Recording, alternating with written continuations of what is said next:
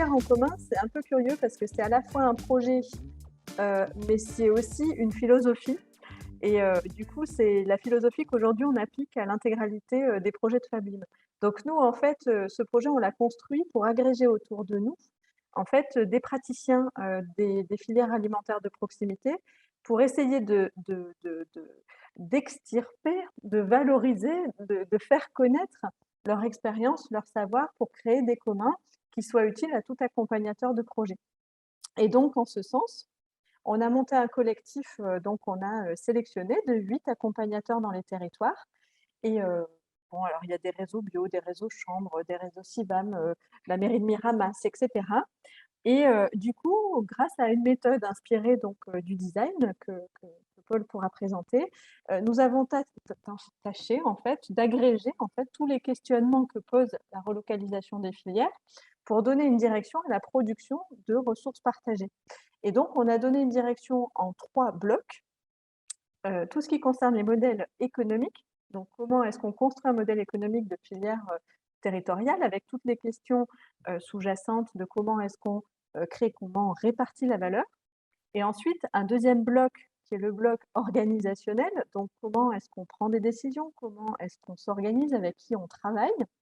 Et le troisième bloc, les modèles logistiques, parce qu'il s'est avéré que pour tous les accompagnateurs expérimentés en accompagnement de filières locales, la logistique était problématique dans tous les cas. Voilà.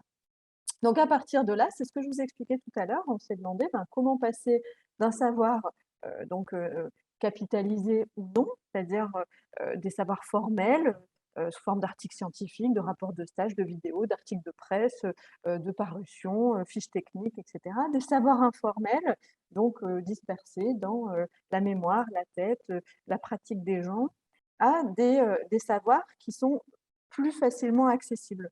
Et donc, je vous donne un peu une illustration de ce qu'on a fait en fait sur le volet logistique. On a réuni donc le 19 octobre dernier de nombreux praticiens. Non, c'était pas le 19, c'était le 4 octobre. On a réuni des praticiens, des chercheurs, des consultants, etc. On était 19 au total.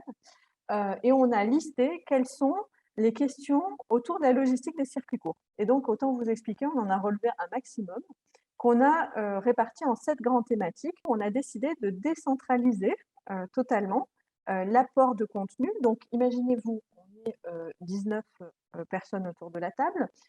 Imaginons 15, comme ça fait un chiffre rond. On est 15. Si chacun prend en charge 2 questions, c'est-à-dire je m'attelle à 2 questions, ben, tout de suite, on a 30 réponses.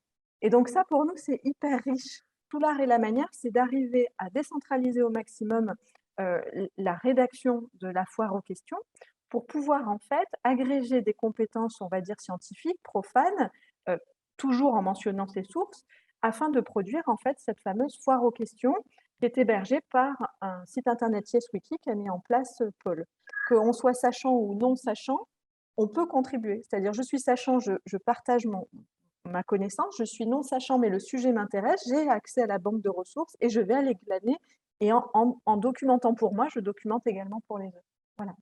Donc, c'est devenu aujourd'hui, ce projet filière en commun appliqué au cadre de la reterritorialisation des filières est devenu une philosophie générale pour Fablime, c'est-à-dire que chaque projet qu'on mène a en fond, en toile de fond, cette idée de produire des communs de la connaissance et surtout de les designer pour faciliter leur accessibilité, l'accès à la connaissance étant un moteur d'émancipation et d'autonomisation des projets qu'on envisage en réseau, puisque en fait, on n'est pas tous à la même temporalité et en fait, les sachants d'hier sont, pardon, les apprenants d'hier sont les enseignants de demain.